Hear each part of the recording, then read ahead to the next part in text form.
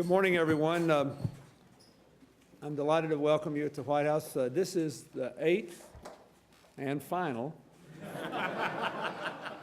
for me, White House prayer breakfast that we have at this time every year. I want to thank Secretary Glickman for joining us.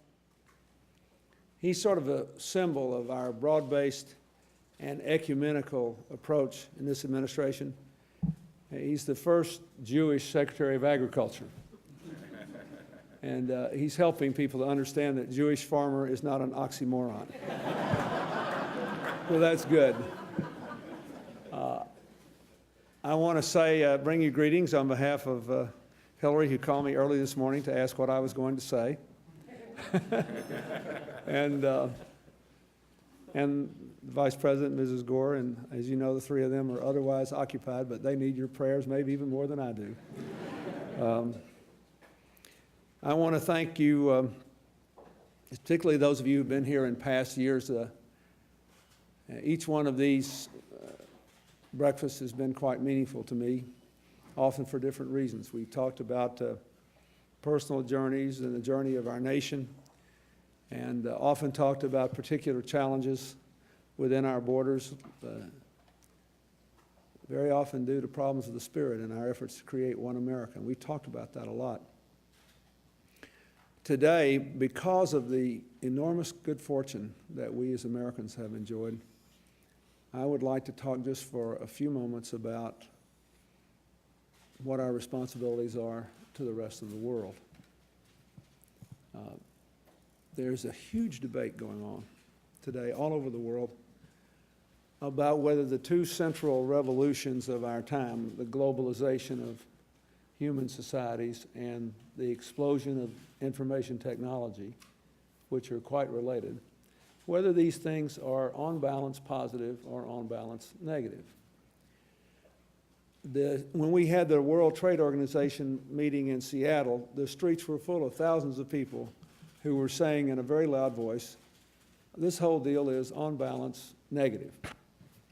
Interestingly enough, they were marching in solidarity, although often they had positions that directly contradicted one another. There were those who said this is on balance negative because it will make the rich countries richer and the poor countries poorer. And then there were those who said that this is on balance negative because it will weaken the middle class in the developed countries because we don't require poor countries to lift their labor and environmental standards.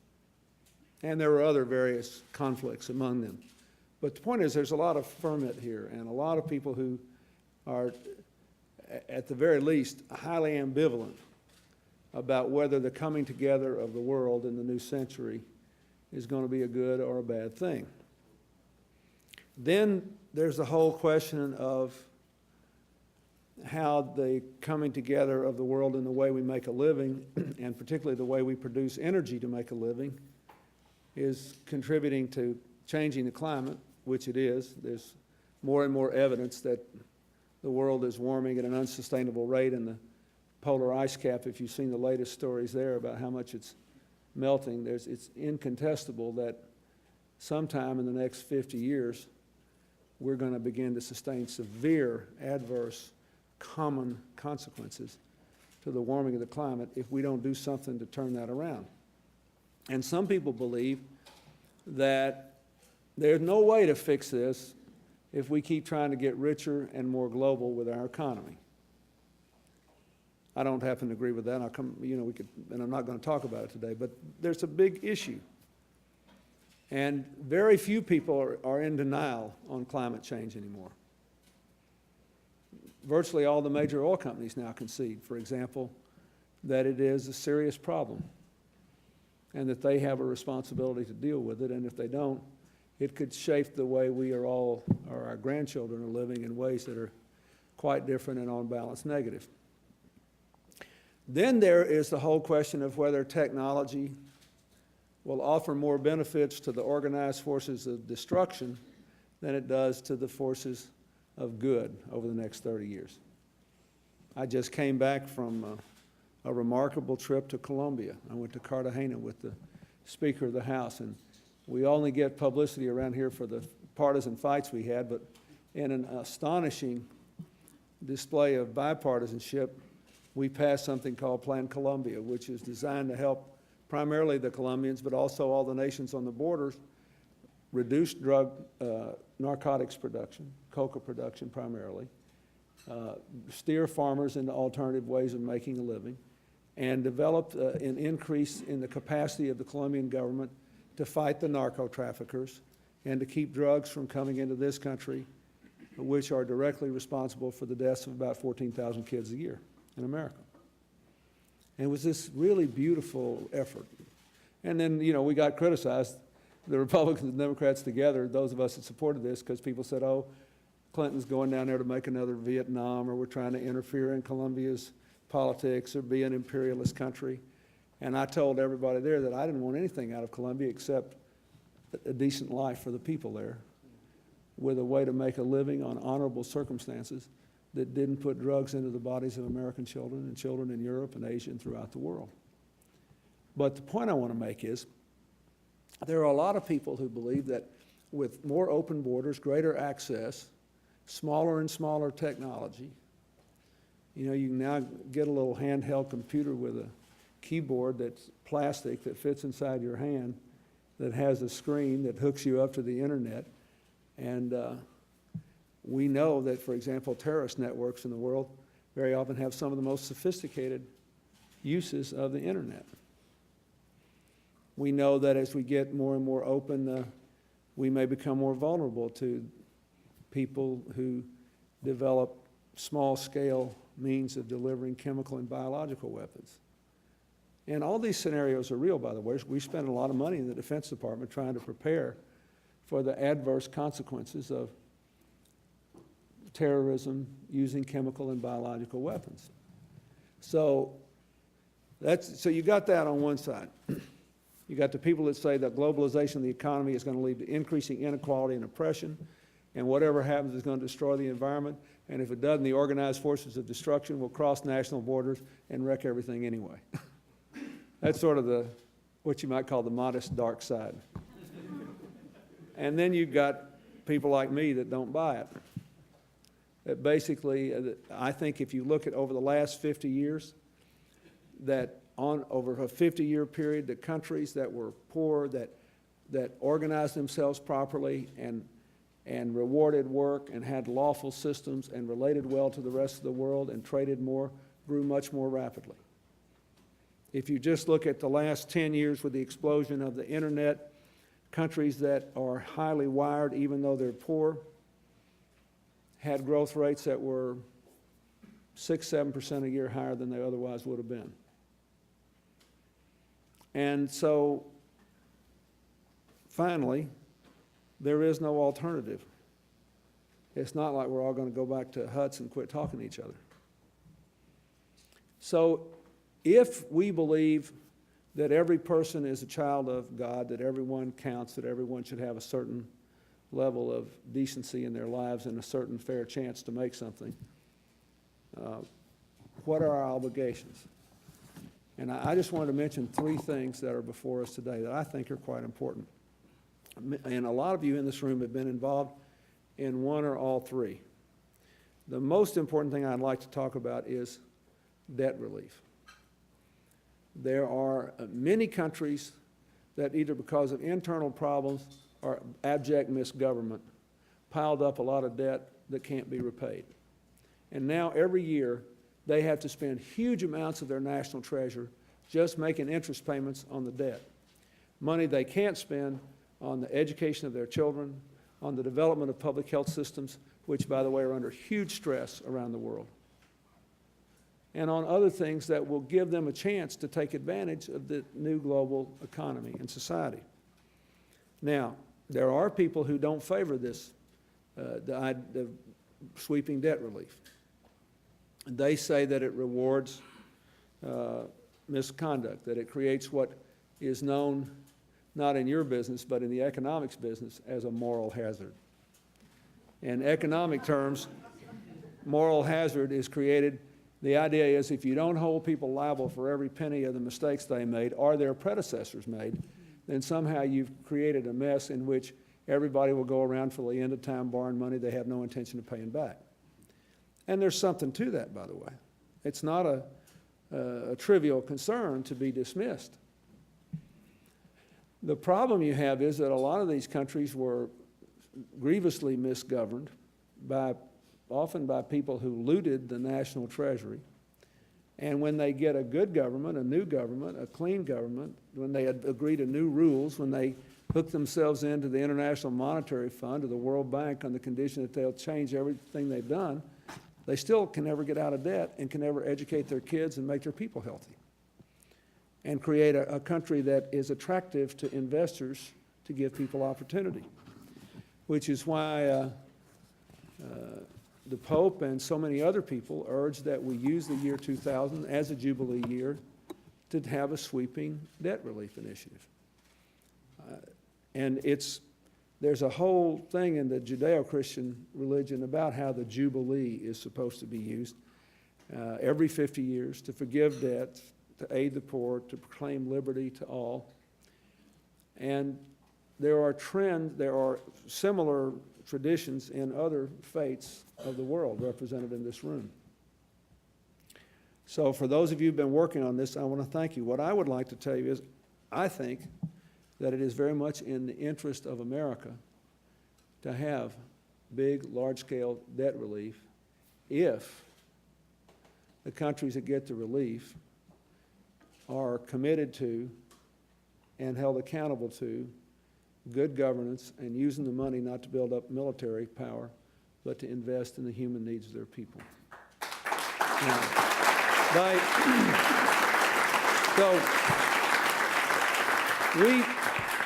We worked very hard to develop a plan, and a lot of you are involved in other nations, developing countries throughout the world. There are a lot of people here I know that are involved in Africa, for example, where many of the countries most in need are, but you also see this in Asia and Latin America, which is a very important thing. We developed a plan with other creditor nations to triple the debt relief available to the world's poorest nations, provided they agreed to take the savings from the debt payments and put it into health and education. The United States, I announced last year that we would completely write off the bilateral debt owed to us by countries that qualify for this plan. That is, they've got to be too poor to pay the money back and well enough governed to be able to assure that they'll take the savings and put it into health and education. That's as many as 33 nations right now. This just tell you, in the last year, Bolivia, an amazing story, by the way, the poorest country in the Andes, has done the most to get rid of drug production. The poorest country has done the most to get rid of drug production. Astonishing story. That ought to be worth it to us to give them debt relief, complete debt relief. But they saved $77 million that they spent entirely on health, education, and other social needs. Uganda, one of the two countries in Africa that has dramatically reduced the AIDS rate, has used its savings to double primary school enrollment. Honduras is qualified but not received their money yet. They intend to offer every one of the children in the country 9 years of education instead of 6. Mozambique, the country which last year, until the floods, had the first or second highest growth rate in the world after having been devastated by internal conflict just a few years ago, because of the flood, is going to use a lot of their money to buy medicine for government clinics because they've got a lot of serious health problems that are attendant on the fact that the country was practically washed away. 10 nations so far have qualified for the debt relief. 10 more, I think, will do so by the end of this year. We got to make sure the money is there for them. Last year, the Congress was supported on a bipartisan basis the money for America to forgive our bilateral debt relief. And we have to come up with money to that. For example, if somebody owes us $1 billion, even though we know they won't pay because they can't, it gets budgeted at some figure. And we actually have to put that money in the budget before we can forgive it. But the Congress did not appropriate the funds for the highly indebted poor countries initiative to forgive their multilateral debt relief. Most countries owe more money to the International Monetary Fund than they do to America or France or Germany or Britain or Japan or anybody else. So if we want this to work, we have got to pass legislation this year to pay our fair share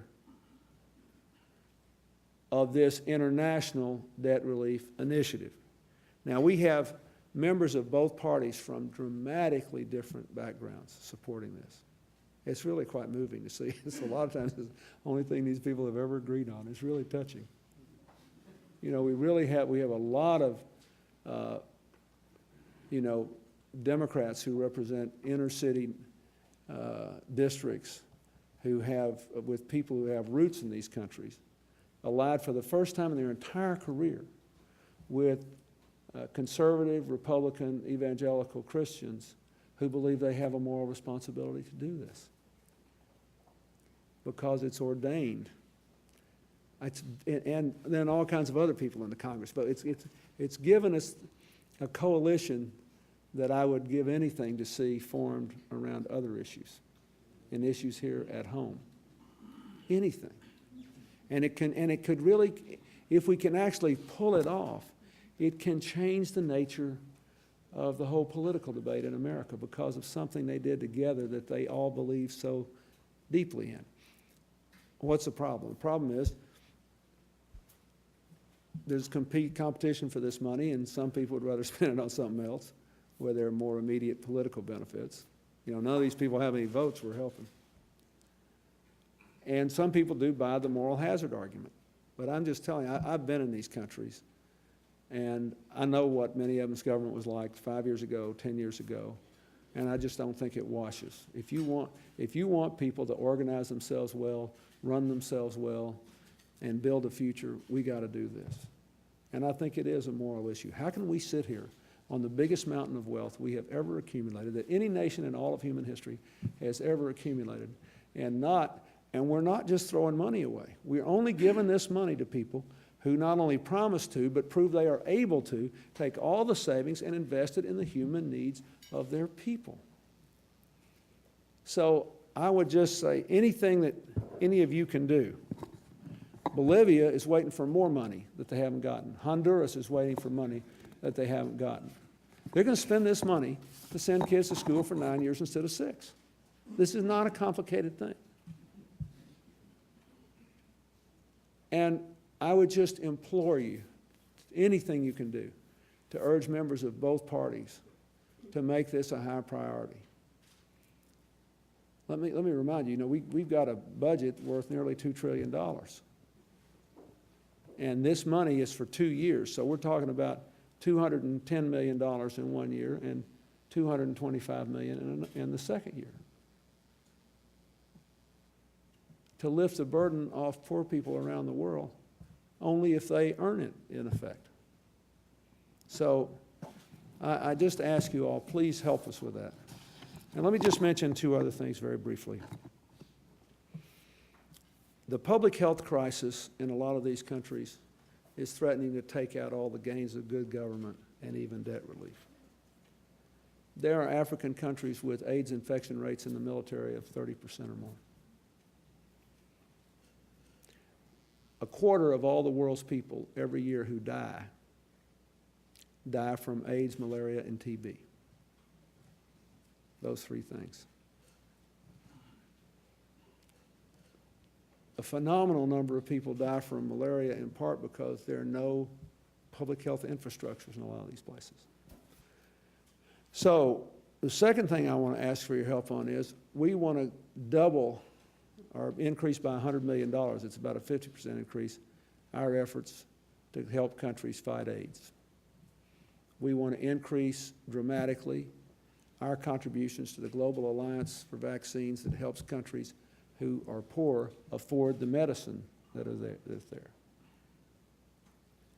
I just got back from Nigeria, and the president of Nigeria, who was a military leader, imprisoned because he stood up for democracy and against the corrupt government that was there before, dealt with all these taboos that have gripped Africa and kept Africa from dealing with AIDS in an astonishing way. We went into an auditorium, and he and I stood on a stage with a 16-year-old girl who was an AIDS peer educator, and a young man in his mid-20s, this is an amazing story, or maybe he's in his early 30s now.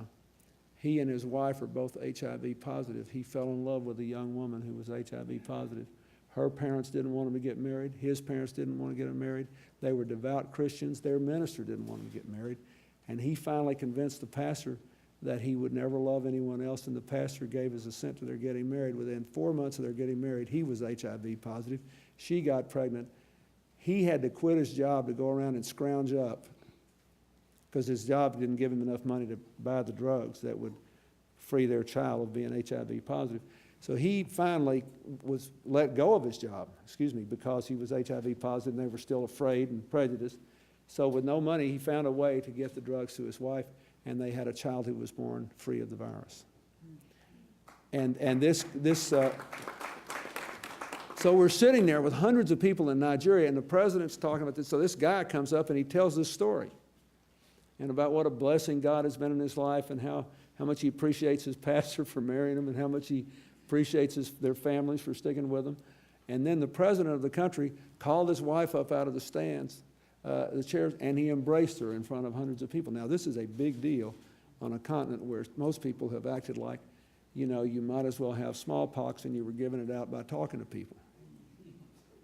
This is a huge deal. And the president got up and said, we have to fight the disease, not the people who have it. Our enemy are not the people with it. We have to fight the disease. It was an amazing thing. Now, I think these people ought to be helped, but it's $100 million I want to come up with it for that, and I forget how much we're giving to the Vaccine Alliance. And in addition to that, I've asked the Congress, after meeting with a lot of our big drug research companies, not just the big pharmaceutical companies, but a lot of them that do biomedical research, to give us $1 billion tax credit to encourage companies to develop vaccines for AIDS, malaria, and TB, because we have to do that because they don't see any front-end benefit in it. And they can't justify the massive amounts of money that are needed to develop these vaccines because they know that most people that need them can't afford to buy them. So if they develop them, we'll figure out how to get the money to get them out there. But first, we got to have them developed. So I've proposed a tax credit, more money to help buy the medicines that are out there now, and $100 million more directly to help these countries fight AIDS. I want to ask you to help me get that money. It ought to be an American obligation. This is a serious global problem.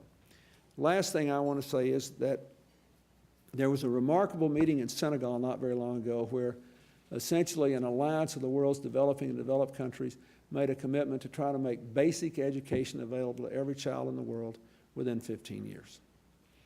And one of the reasons that kids don't go is they're not sure it makes sense, or their parents. There are even countries, in the poorest countries, where the parents, no matter how poor they are, have to pay some money for their kids to go to school. Lots of problems.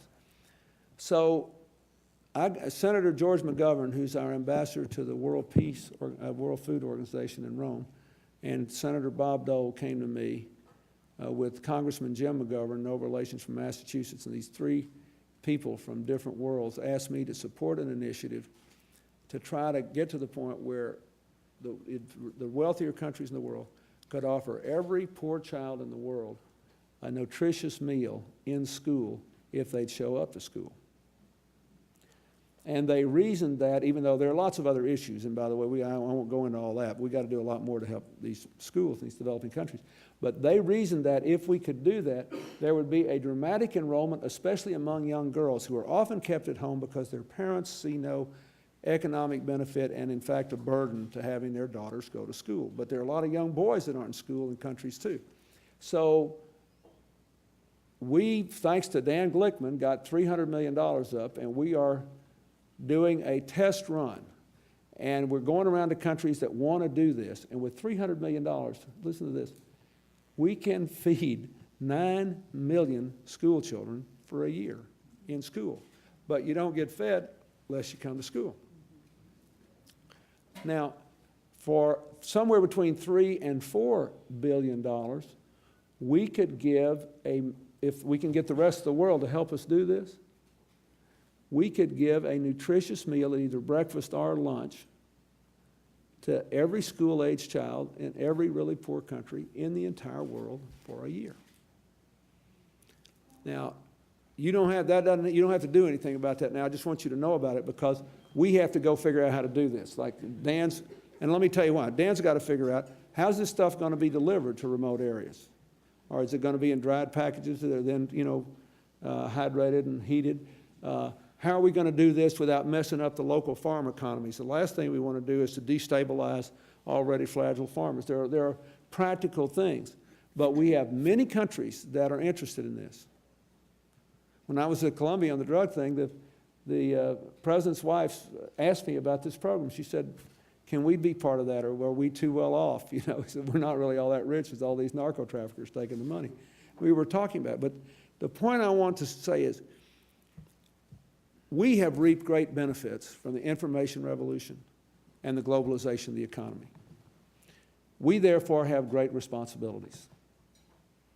We have responsibilities to put a human face on the global economy. That's why I think we're right to advocate higher environmental and labor standards, try to make sure everybody benefits. We have a responsibility to lead the way on climate change, not be stuck in denial, because we're still the #1 producer of greenhouse gases. Although shortly, unless we help them find a different way to get rich, China and India will be, just because they got more folks. And in the short run, we have a very heavy responsibility, I believe, to broaden and simplify this debt relief initiative, to lead the assault on the global diseases of AIDS, TB, and malaria that take out 1/4 of the people who die, most of them very prematurely before their time every year.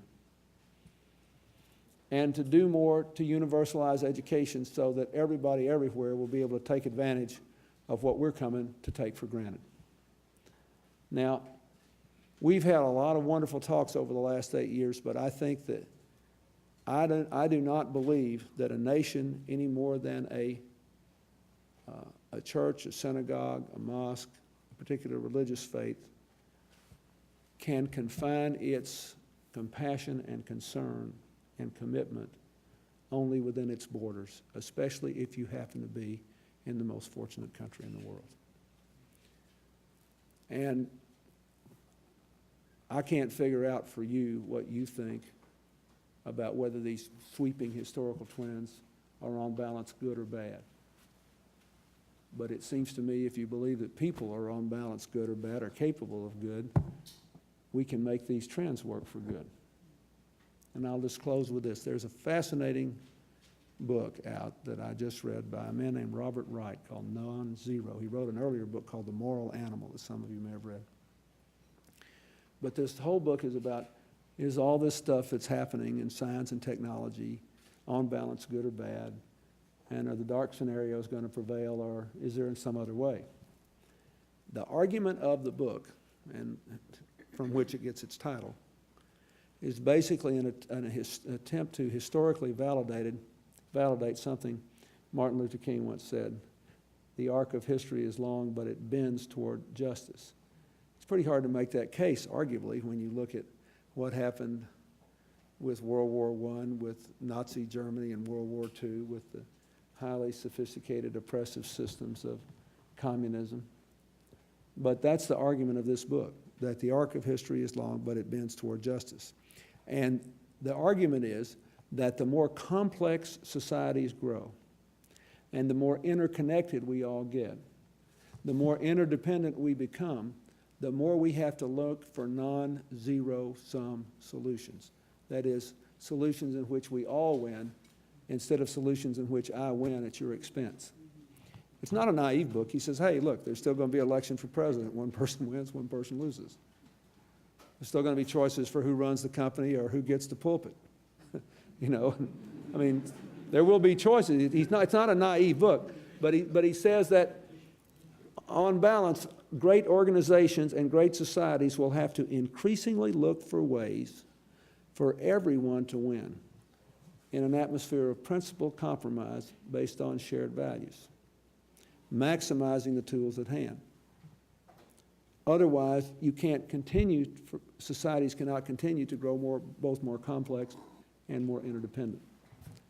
So I leave you with that thought and whatever it might mean for you in trying to reconcile your faith with the realities of modern life.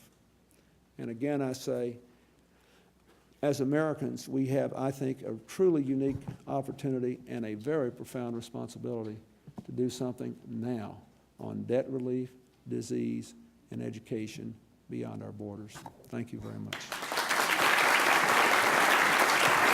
Thank you. Now, thank you. Thank you. Thank you. Thank you. Thank you. Thank you. Thank you. Now, I would like to ask Bishop Vashti McKenzie to come up here and say grace, because she has been graced. She's the first woman in her church to be a bishop. So let's bring her up here. Thank you. Thank you.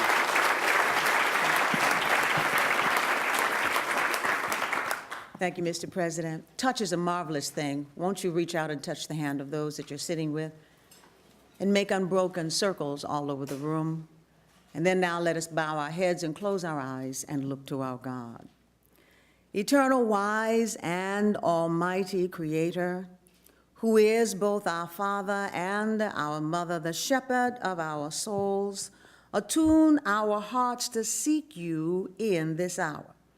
It is with a great sense of gratitude that we call upon you again this morning, the one whom continues to be that I am, and for what you continue to do in us and with us and through us.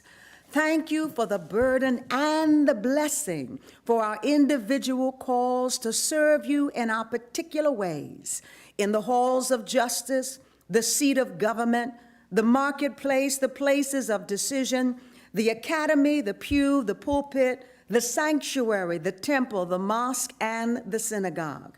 Thank you for the call to bring the uniqueness of our traditions together to serve you collectively in a revival of ecumenism.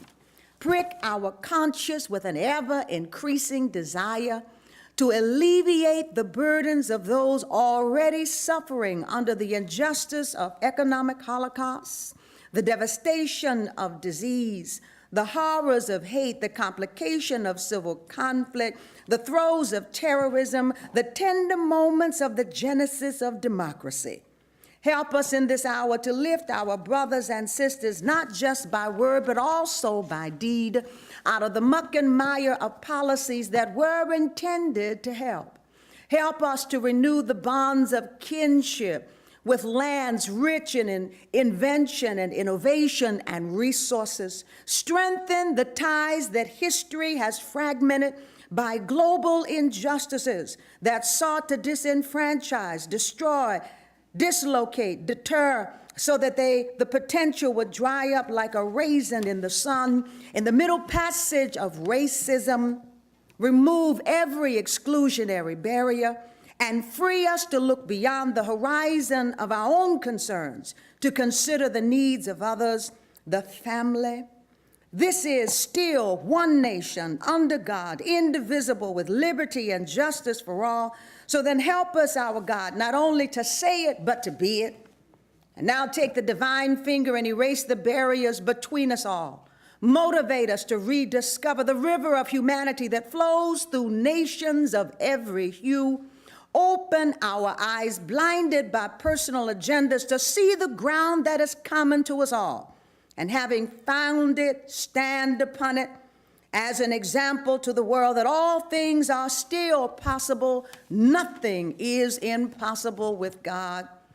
Now bless the succulent table, heavily laden with provision for our nourishment. Bless now the hands that have skillfully prepared the raw materials into a glorious finished product. Bless now the hands that dutifully serve it for the nourishment of our bodies. And together we can all say, amen.